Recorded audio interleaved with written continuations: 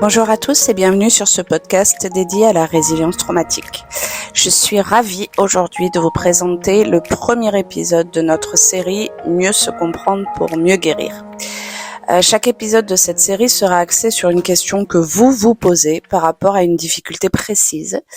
Vous y trouverez une explication psychologique, mais également une solution pour en sortir et un exercice à réaliser pour plus d'efficacité. N'oubliez pas de vous abonner pour être sûr de ne rien rater et de me laisser vos questions en commentaire, j'y répondrai avec plaisir. Vous êtes prêts ? Allez, c'est parti. Alors, dans ce premier numéro, je vous propose d'aborder un sentiment auquel on a tous été déjà confrontés, à savoir la culpabilité. Quand on subit un événement traumatisant, une agression, un deuil, du harcèlement, un accident, peu importe, on a très souvent tendance à se sentir coupable, alors qu'au fond de nous, on sait très bien qu'on est juste la victime. Pourquoi est-ce que je me sens coupable ? Alors, je vais vous donner un exemple parlant.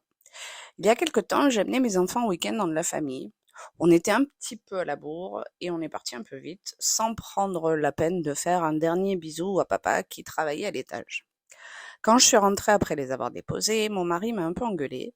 Tu imagines si tu avais eu un accident sur l'autoroute, jamais j'aurais pu me pardonner de ne pas vous avoir fait un dernier bisou. Alors, ok, j'entends et je comprends sa réaction. Mais je lui ai posé la question suivante. Si on te l'avait fait ce dernier bisou, est-ce que la douleur d'avoir perdu toute ta famille dans un one-shot aurait été diminuée ? Bien évidemment, la réponse est non. Si on reprend cet exemple, un même événement, à savoir faire un bisou avant de partir, peut aggraver une situation et engendrer un sentiment de culpabilité s'il n'a pas lieu. Mais il n'a aucune incidence s'il a lieu. C'est étrange, non ? Pourquoi ? Eh bien, la réponse est relativement simple. Un traumatisme, c'est un choc émotionnel violent et soudain. Le choc émotionnel va libérer des hormones et des toxines en si grande quantité que le cerveau n'est plus capable de les assimiler et donc plus capable de comprendre. J'insiste vraiment là-dessus parce que je suis profondément convaincue que la compréhension de l'incompréhensible, c'est la clé de la résilience. Le cerveau va donc se raccrocher à des éléments qui auraient pu être susceptibles de changer sa perception, voire même de modifier la situation.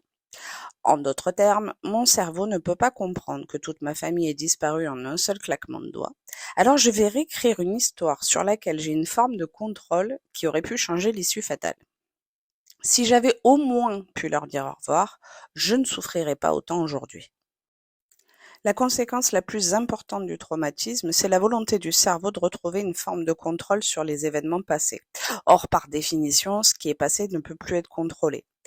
La culpabilité permet au cerveau d'avoir un sentiment de contrôle. Si je n'avais pas mis une jupe ce soir-là, je n'aurais pas été violée. Si je leur avais dit au revoir, j'aurais moins mal aujourd'hui. Si j'avais été un meilleur enfant, alors mes parents ne m'auraient pas maltraité. Ce qu'il faut bien comprendre, c'est que dans ces cas-là, c'est le traumatisme lui-même qu'il parle. Il s'agit d'un mode de pensée pathologique, d'une part parce qu'il est erroné, et d'autre part parce qu'en restant bloqué sur un élément précis du passé, il ne vous permet pas d'avancer. J'en veux pour preuve que ce sentiment de culpabilité n'existe pas dans d'autres situations pourtant catastrophiques. Est-ce que vous vous sentiriez par exemple coupable des conséquences d'une inondation meurtrière ou même d'un tremblement de terre ? Non. Ben pourquoi ? Tout simplement parce que lorsque le cerveau se repasse les images de l'événement traumatisant, c'est ce qu'on appelle la réminiscence traumatique, vous n'étiez pas un acteur de son déclenchement.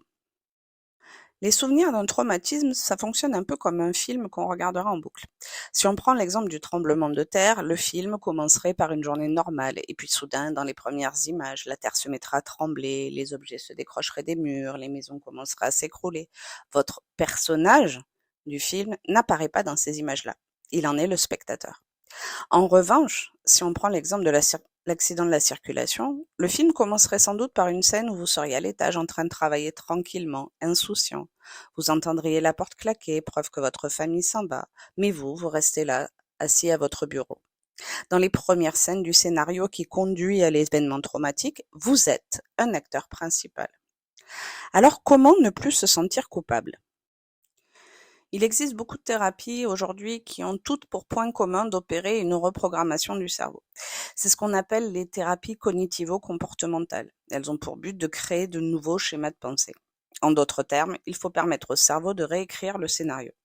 Dans l'exemple de l'accident que l'on a pris tout à l'heure, il faut permettre au cerveau de démarrer le film au seul moment de l'accident.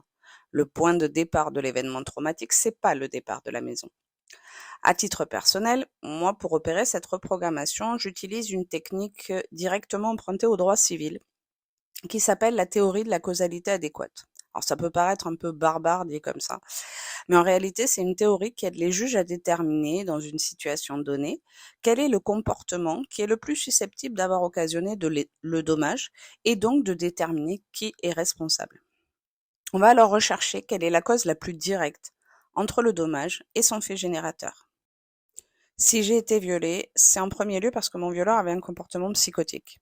Si j'ai déjà pu porter une jupe en public, c'est que ma jupe n'est pas la cause directe du viol. Si mes parents m'ont maltraité, c'est en premier lieu à cause de leur penchant pour la violence. Si tous les enfants qui font des bêtises ne sont pas maltraités, c'est que mon comportement d'enfant n'était pas la cause directe de la maltraitance. Si j'ai perdu toute ma famille dans un accident de la route, c'est en premier lieu parce que le camion qui venait en face a vu son pneu éclater. C'est comme ça qu'on va permettre de reprogrammer le mode de pensée du cerveau. Alors, pour permettre cette reprogrammation, je vais vous proposer maintenant un petit exercice qui va vous permettre de lâcher ce sentiment de culpabilité. C'est un exercice très simple, très facile à réaliser. Prenez une feuille et un crayon. Faites une liste de toutes les causes possibles qui sont intervenues, de près ou de loin, dans la réalisation de l'événement traumatisant. Demandez-vous pour chacune de ces causes si elle était susceptible d'emporter à elle seule ce résultat. Petit à petit, votre cerveau va pouvoir hiérarchiser les causes de ce que vous avez subi. Celles liées à votre culpabilité passeront donc à un plan inférieur et votre cerveau pourra commencer son processus de déculpabilisation.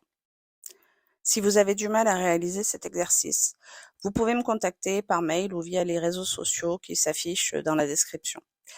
On pourra essayer de vous donner un petit coup de main et de voir comment on peut agencer ces causes-là.